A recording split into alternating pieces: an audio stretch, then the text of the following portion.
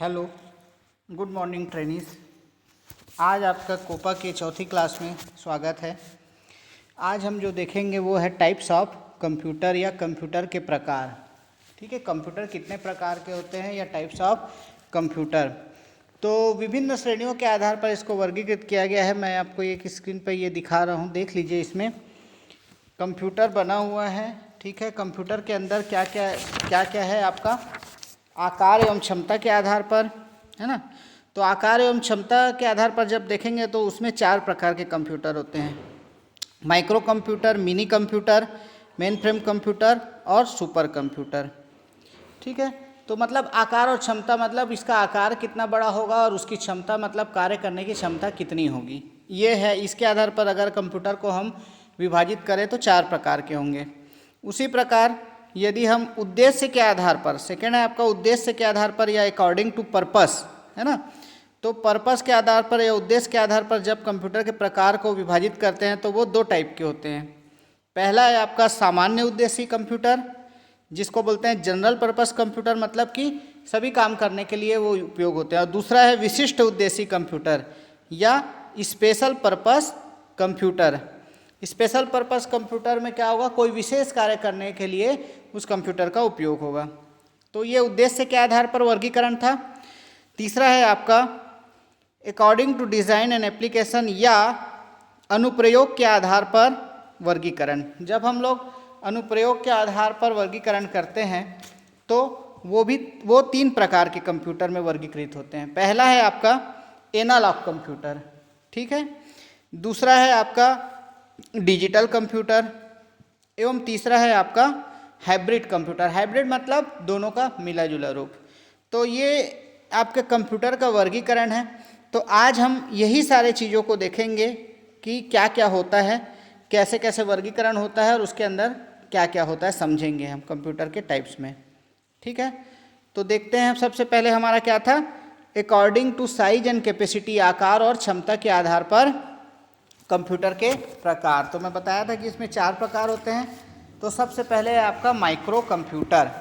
ठीक है, तो माइक्रो कंप्यूटर क्या होते हैं, कोई पूछेगा माइक्रो कंप्यूटर मतलब कि क्या होता है। जो आप लोग देखे वो डेस्कटॉप कंप्यूटर है ना, जो ऑफिसेस में या ITIs में ये सब में यूज़ होता है, या घर में आप लोग यूज़ करते हो, PC जिसको बोलते हैं पर्सनल कंप्यूटर, वो है आपका माइक्रो कंप्यूटर। तो ये आकार में क्या होते हैं, छोटे होते हैं और कम कीमत के कंप्यूटर होते हैं और उपयोग करने में आसान होते हैं और यूज़र के लिए यूज़र फ्रेंडली वातावरण बनाते हैं। मतलब कि आराम से कोई भी यूज़र इन कंप्यूटर पर बैठ के कार्य कर सकता है और कीमत भी इनका कम होता है, आकार भी छोटा होता है और उपयोग करने में भी आसानी होती है। तो अपने को यही देखना है कि आकार उसका क्या होता है और कैसे उसमें काम करते हैं।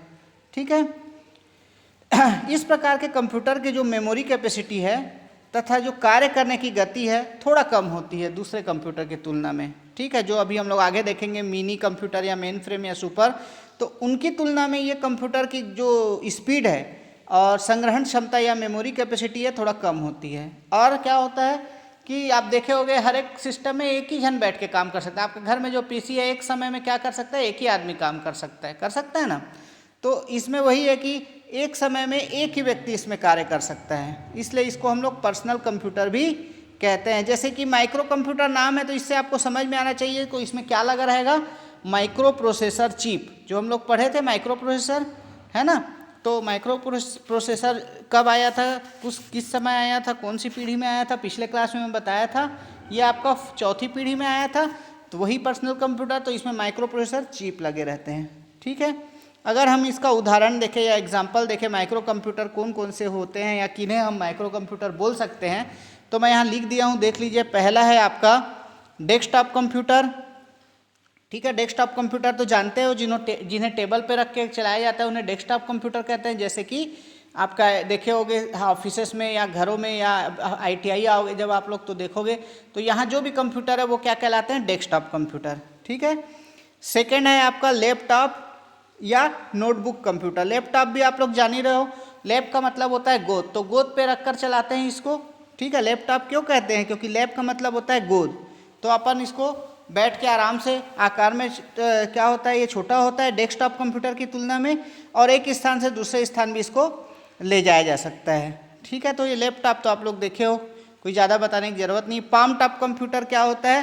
पाम का मतलब क्या होता है? हथेली। तो हथेली पे जो रख कर चलाते हैं वो कहलाते हैं पाम टॉप कंप्यूटर, और इसकी कार्य करने की क्षमता लैपटॉप से थोड़ी कम होती है, ठीक है।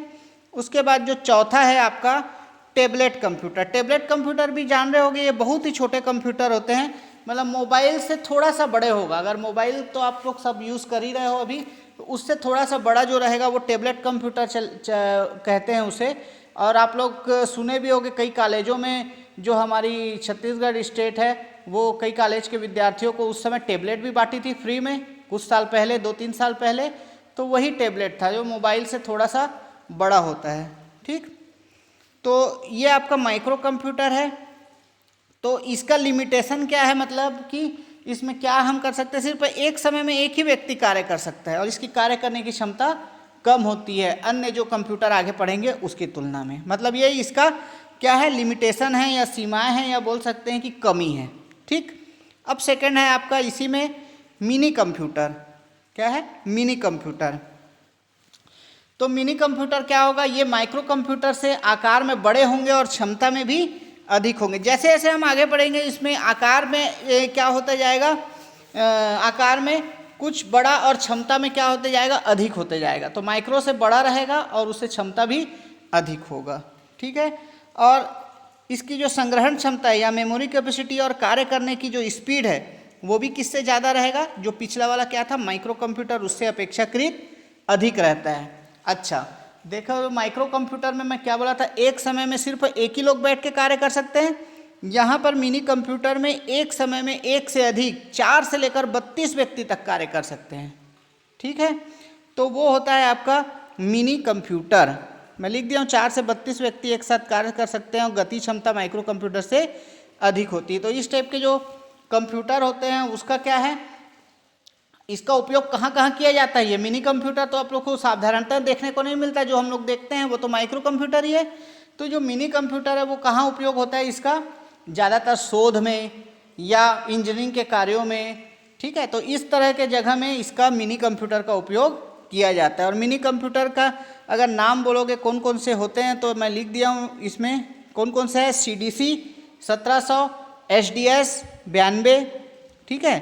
तो ये जो है मिनी कंप्यूटर के नाम है। थर्ड है आपका, इसी से आगे क्या है, मेन फ्रेम कंप्यूटर। तो मेन फ्रेम कंप्यूटर क्या होगा, जैसे कि दोनों कंप्यूटर से इसका आकार क्या बड़ा होगा और क्षमता भी क्या होगी, कार्य करने की क्षमता भी अधिक होगी। इस प्रकार के कंप्यूटर के जो मेमोरी कैपेसिटी और कार्य करने की क्षमता क्या होती है, अधिक होती है। साथ ही साथ इसकी गति भी अधिक होती है। और ये क्या करता है, मेन फ्रेम कंप्यूटर बहुत सारी जटिल समस्याओं का समाधान कर सकता है, ठीक है। तो लेकिन मेन फ्रेम बड़ा होगा तो उसको क्या रहेगा, यहाँ पर इसको एयर कंडीशन की आवश्यकता होती है। एयर कंडीशनिंग की मतलब AC में ही मेन फ्रेम कंप्यूटर को रखकर हम चला सकते हैं, ताकि इसका तापमान जो है नियंत्रित रहे, ठीक है। और इसका जो उपयोग है कहाँ कहाँ होगा, रेलवे में, रेलवे के आरक्षण में देखे होंगे, इंश्योरेंस कंपनियों में, रिसर्च संगठनों में, बड़ी औद्योगिक इकाइयों में, या विज्ञापन में, या वेतन केंद्रीकृत वेतन गणना प्रणाली हो गया। तो ये सब जगह मेन फ्रेम कंप्यूटर का उपयोग होता है, जहाँ पर कठिन गणना करना पड़ता है, कठिन कार्य करना पड़ता है, और अपने को कार्य क्षमता उसकी अधिक चाहिए, आकार बड़ा चाहिए, वहाँ पर हम क्या करते हैं, मेन फ्रेम कंप्यूटर का उपयोग करते हैं। तो इसका जो उदाहरण है वो क्या क्या है, IBM की Z सीरीज, सिस्टम Z9, है ना। तो ये इसके एग्जाम्पल है मेन फ्रेम कंप्यूटर के, ठीक है। और इसमें क्या कर सकते हैं, एक साथ सैकड़ों व्यक्ति कार्य कर सकते हैं। जैसे इसके पहले मिनी कंप्यूटर में कितना बताया था मैं, 4 से 32 था, और माइक्रो में एक बार में एक ही था। लेकिन मेन फ्रेम में क्या कर सकते हैं, सैकड़ों व्यक्ति एक साथ बैठ के कार्य कर सकते हैं, ठीक है। तो ये हो गया आपका मेन फ्रेम कंप्यूटर। उसके बाद चौथा है आपका सुपर कंप्यूटर, ठीक है। सुपर कंप्यूटर, ये तो नाम सुने ही होंगे सुपर कंप्यूटर का आप लोग। ये कंप्यूटर क्या रहता है, सब बहुत बड़ा आकार रहता है, इसकी कार्य करने की गति सबसे अधिक होती है। जितने टाइप के भी कंप्यूटर होते हैं उनमें सबसे अधिक कार्य करने की गति और क्षमता किसकी होती है, सुपर कंप्यूटर की होती है। इसमें क्या होता है, इसकी संग्रहण क्षमता भी बहुत अधिक होती है, और पैरेलल प्रोसेसिंग पर ये कार्य करता है। और इसका उपयोग कहाँ कहाँ होता है, वैज्ञानिक शोध प्रयोगशाला में, मौसम भविष्यवाणी में, अंतरिक्ष शोध प्रयोगशाला में, ठीक है। और कहाँ कहाँ होगा, मिसाइल निर्माण में, परमाणु विस्फोट में, अंतरिक्ष यान में, उपग्रह प्रक्षेपण में। ये सारी जगह जो बड़ी बड़ी जगह है, जटिल जटिल जगह है, जो वो जगह है जहाँ पर कहाँ पर उसका उपयोग होता है, सुपर कंप्यूटर का उपयोग होता है। और इनकी कीमत भी क्या होती है, कई करोड़ों में होती है। सुपर कंप्यूटर ऐसे नहीं है बन गया, उसको बनाने में भी कई वर्ष लगते हैं और उसकी कीमत भी कई करोड़ों में आती है। इसको कई वैज्ञानिक मिलकर बनाते हैं, ठीक है।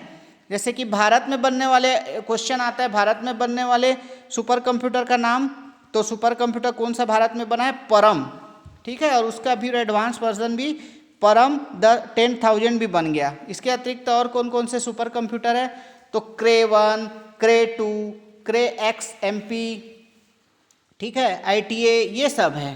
तो ये सब क्या है, क्या बोलते हैं, सुपर कंप्यूटर के नाम हैं। लेकिन भारत में जो बना है उसका नाम क्या है, परम है। और एक इसका विकास कौन किया है, सीडेक ने किया है, जो पुणे के पास है।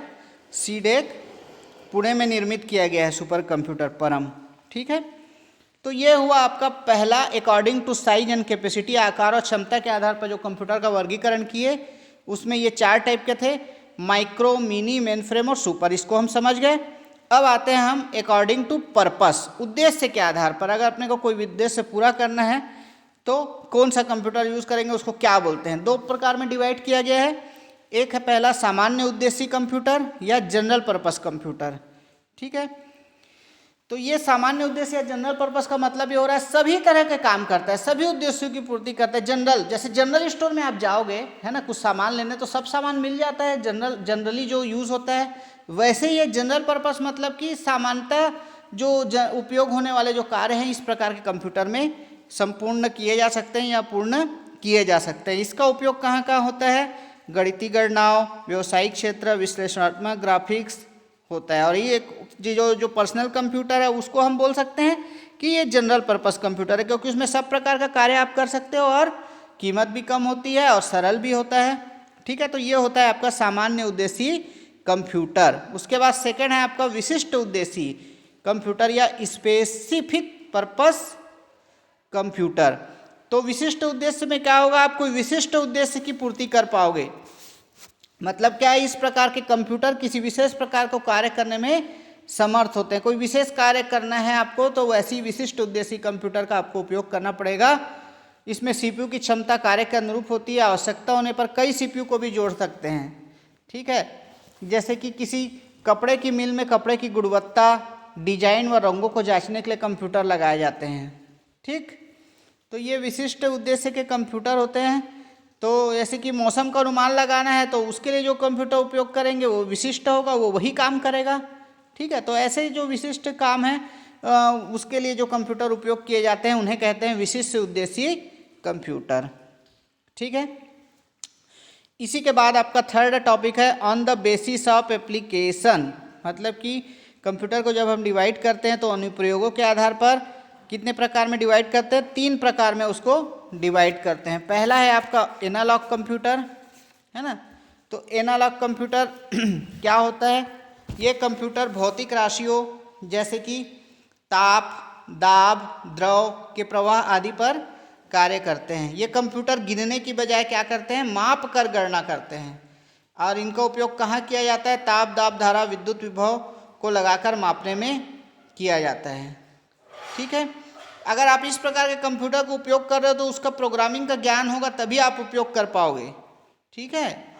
क्योंकि ये थोड़ा सा जटिल होता है एनालॉग कंप्यूटर जो है ना, और इसमें उतार चढ़ाव दिखाता है। तो अगर इसको हम कैसे समझेंगे, इसको आप देखोगे अपने घर के फ्रिज या टीवी से लगे स्टेबलाइजर पर ध्यान दो। उसमें क्या, जो मीटर संकेतक ये बताता है कि इनपुट के रूप में वोल्टेज कितना है और आउटपुट कितना आ रहा है, ठीक है, डिजिटल सिग्नल। या फिर आप क्या देख सकते हो, स्पीडोमीटर या भूकंप सूचक यंत्र। भूकंप सूचक यंत्र जो रहता है वो उसको यंत्र ये मापता है कि भूकंप कितने तीव्रता का आया था। जैसे आप लोग सुने होंगे कई जगह भूकंप आता है तो बोलते हैं ना 5.4 स्केल रिएक्टर का भूकंप आया था। तो कैसे नापते हैं, इस भूकंप सूचक यंत्र के द्वारा नापते हैं। जो किस प्रकार का कंप्यूटर होता है, एनालॉग कंप्यूटर होता है।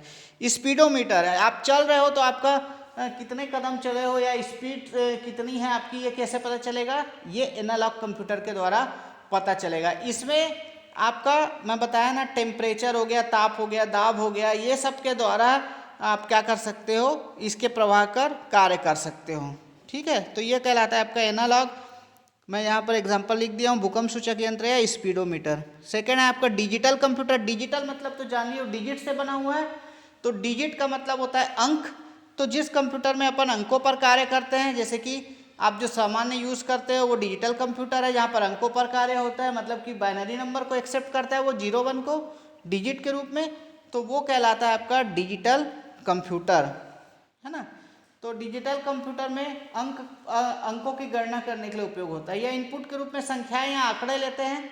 आंकड़े मतलब डेटा, है ना। संख्याएं या आंकड़े लेते हैं और अंकगणितीय क्रियाएं की जाती है और आउटपुट के रूप में हमें आंकड़े प्रदान करते हैं। ठीक है, तो ये जैसे डेस्कटॉप कंप्यूटर हो गया, लैपटॉप हो गया, ये सब किसके अंतर्गत आएंगे? आपके डिजिटल कंप्यूटर के अंतर्गत आएंगे। थर्ड है आपका हाइब्रिड कंप्यूटर। हाइब्रिड से पता ही है, हाइब्रिड का मतलब क्या होता है? मिला जुला। तो हाइब्रिड कंप्यूटर एनालॉग कंप्यूटर और डिजिटल कंप्यूटर के गुणों का समावेश होता है। हाइब्रिड कंप्यूटर में डेटा जो रहता है उसको एनालॉग से डिजिटल में और डिजिटल से एनालॉग में परिवर्तित किया जा सकता है। ठीक है, मतलब कि कोई एनालॉग डाटा है तो डिजिटल में भी परिवर्तित हो जाएगा, डिजिटल डाटा है तो उसको एनालॉग में भी परिवर्तित कर सकते हैं, क्योंकि ये कंप्यूटर क्या होता है? दोनों का मिला जुला रूप होता है। इसका उपयोग ज़्यादातर अस्पताल में किया जाता है, जहाँ रोगी की लक्षणों की विभिन्न जांच, तापमान, रक्तचाप मतलब कि ब्लड प्रेशर बोलते हैं ना, आदि को एनालॉग सिग्नल के रूप में कंप्यूटर ग्रहण करता है और उसे डिजिटल सिग्नल में बदलकर परिणाम प्रदर्शित करता है, जिससे यूज़र आसानी से पढ़ व समझ सके। ठीक है, अपने को तो अंक दिखाता है, लेकिन वो क्या करता है? उसको एनालॉग में इनपुट लेगा और उसको कन्वर्ट करेगा आउटपुट को डिजिटल सिग्नल में। ठीक है, इसमें क्या मैं लिखा हूँ? ईसीजी या डायलिसिस मशीन जो है वो होता है आपका हाइब्रिड कंप्यूटर का एग्जाम्पल। ईसीजी देखे हो, जो हार्ट का ईसीजी किया जाता है, जिसमें हार्ट में सारा चीज़ लगा के फिर लाइन लाइन लाइन लाइन दिखता है, ऊपर नीचे ऊपर नीचे। ठीक है, तो वो इसका एग्जाम्पल है किसका? हाइब्रिड कंप्यूटर का। या डायलिसिस मशीन, जो डायलिसिस होता है किडनी वगैरह का, तो वहाँ पर भी देखना जो मशीन लगी रहती है उसको डायलिसिस मशीन कहते हैं। और वो कौन सा किस प्रकार का कंप्यूटर होता है? हाइब्रिड कंप्यूटर होता है। क्यों? क्योंकि वो एनालॉग डेटा को इनपुट के रूप में लेता है और उसको कन्वर्ट करके डिजिटल रूप में हमको सामने आउटपुट प्रदर्शित करता है। तो यह दोनों प्रकार के कंप्यूटर का मिला जुला रूप है, इसे हम कहते हैं हाइब्रिड कंप्यूटर। ठीक है, तो ये था आपके कंप्यूटर के प्रकार या टाइप्स ऑफ कंप्यूटर का टॉपिक, जिसमें हमने इसको विभिन्न प्रकार के उसमें डिवाइड करके 3 प्रकार के उसमें डिवाइड किया और उसके अंतर्गत कौन कौन से कंप्यूटर आते हैं उसके बारे में जाना। ठीक है, तो आई होप आप लोग को पूरा समझ में आया होगा। ठीक है, ओके, नेक्स्ट क्लास में फिर मिलते हैं। Thank you very much.